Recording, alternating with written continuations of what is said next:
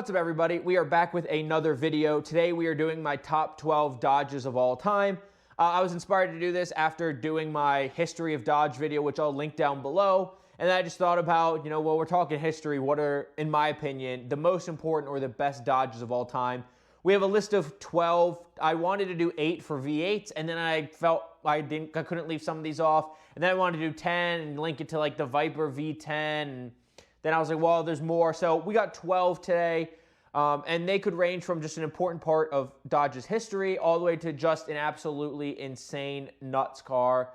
So we're going to run through our top 12. I'm going to tell you each one and why I think it's so important or one of the best Dodges of all time. But let's get started. So at number 12, we have the original Charger Daytona.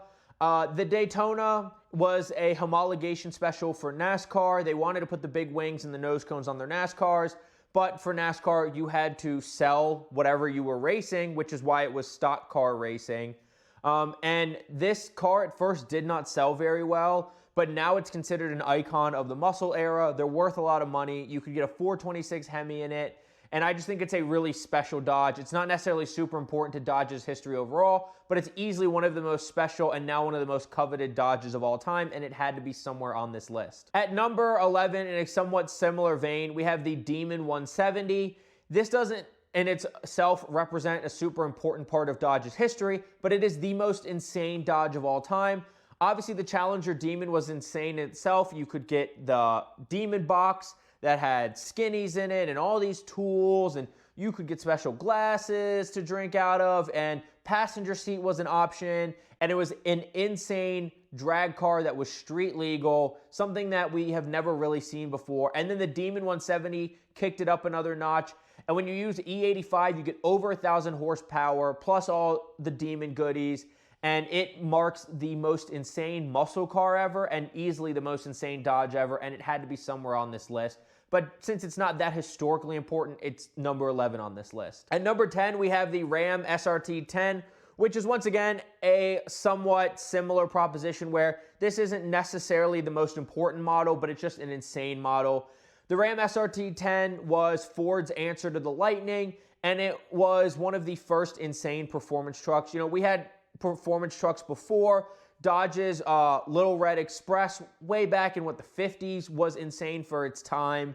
And then you jump into the 90s, you have the Cyclone from GMC, and then you have the first gen Ford Lightning, I think in the early 90s, and then late 90s and early 2000s, you got the Ford Lightning, which this was really the answer to the Ford Lightning. The Ford Lightning sold all the way through 03 and 04, and this sold in 03 and 04.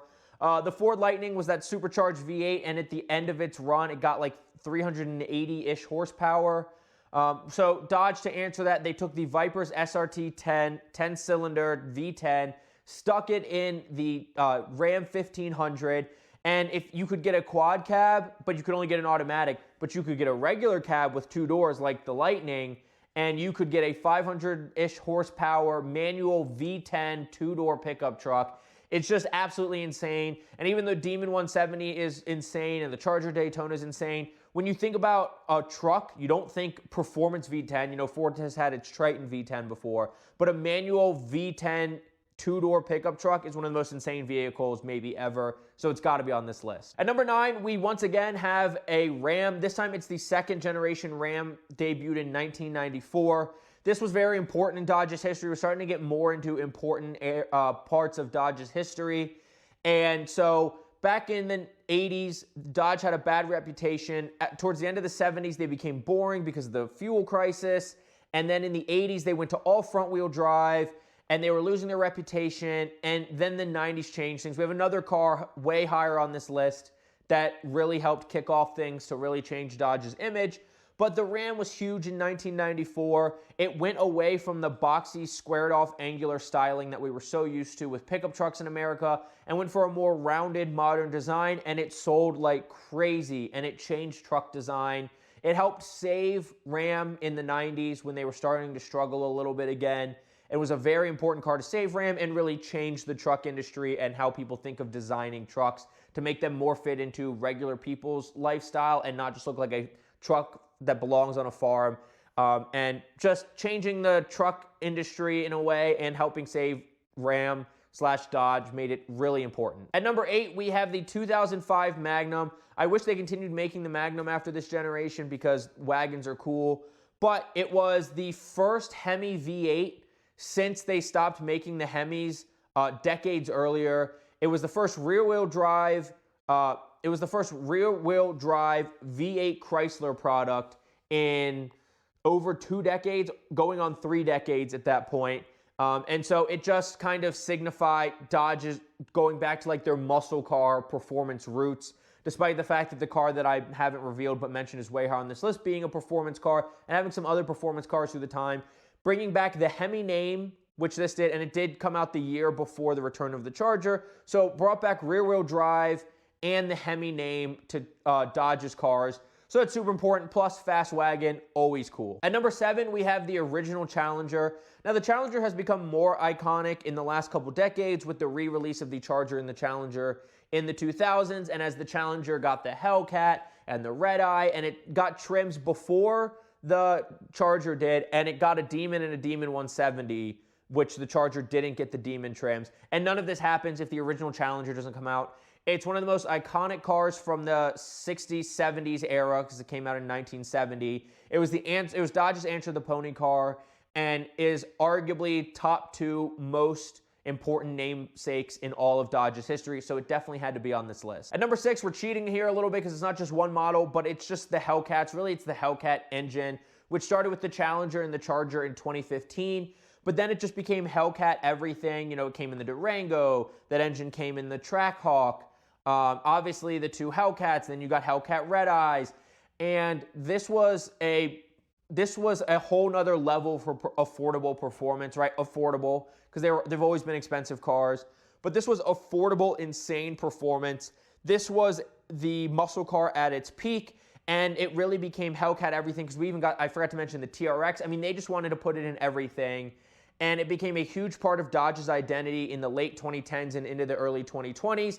And it's maybe the most popular, not just from like a sales standpoint, but maybe the most popular thing Dodge has ever done was to just start throwing the Hellcat motor in things. And the Charger and Challenger the Hellcats were the peak affordable, attainable performance cars when it comes to horsepower per dollar.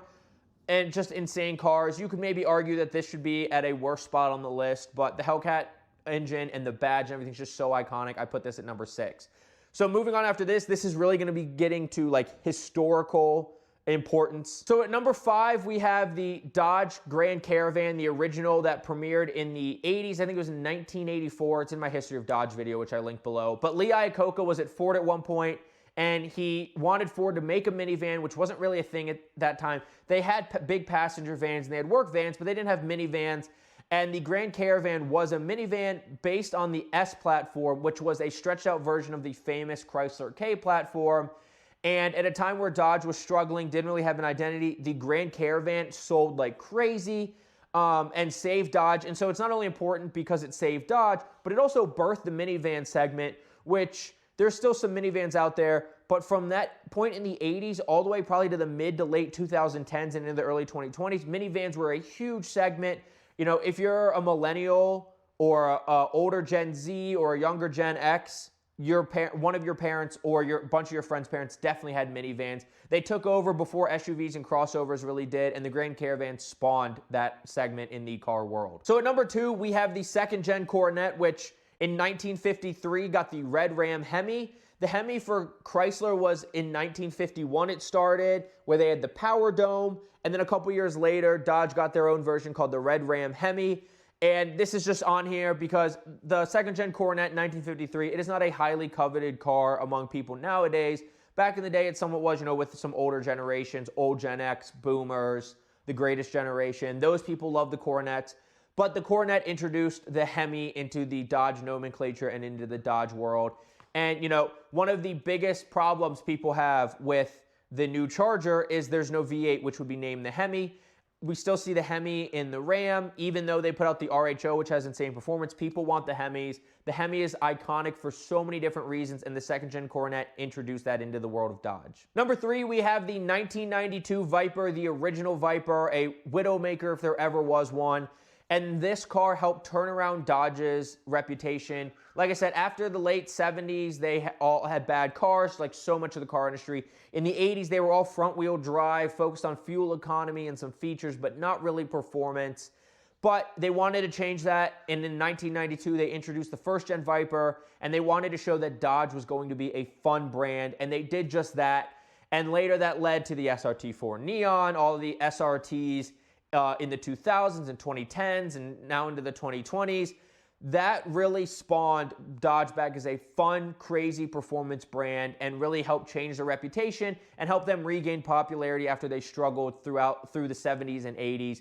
The Viper was huge, and it's just such a cool car. Manual, V10, no aids at all. You were completely on your own with that car. Just something insane that we will probably never see again. One of the coolest cars ever and very important in Dodge's history. At number 2, we have the original Charger. The Charger is the most iconic car. It came before the Challenger. It's the name they decided to use when they dropped the Challenger and Charger and brought back just one car, the EV, but they decided to use Charger because it's their most iconic nameplate.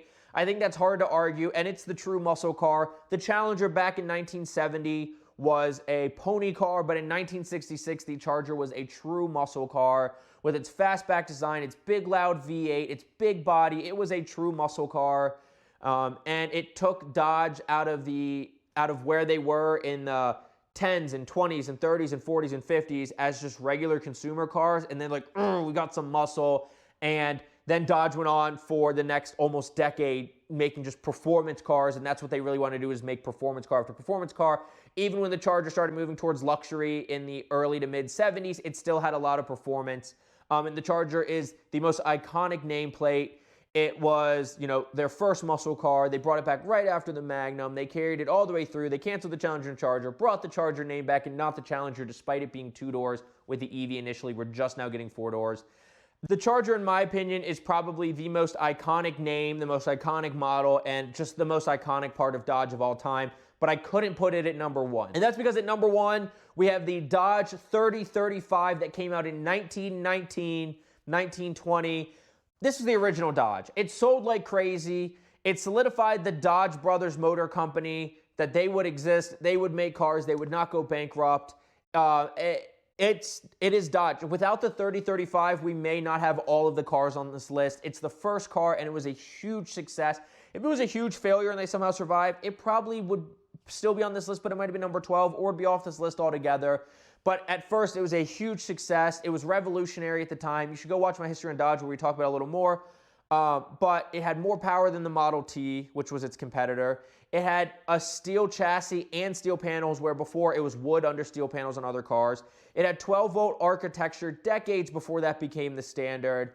And it is the reason why we still have Dodge today, because otherwise Dodge Brothers Motor Company might have died out then if they failed on their first car, and they didn't. And now we get to talk about all the Dodges and love all the Dodges that we do. So it's got to be number 1 on my list. It was a huge success. It kicked off the brand. And, the car world is completely different if it doesn't exist and isn't such a success. So that's my top 12 Dodges of all time. Let me know what you think in the comments down below. Where did I miss? How am I ranking good or bad? Did you learn something? Let me know what you think in the comments down below. And please don't forget to like, subscribe, and hit that notification bell. If you like this type of content, you like car content, and you want to see it, first.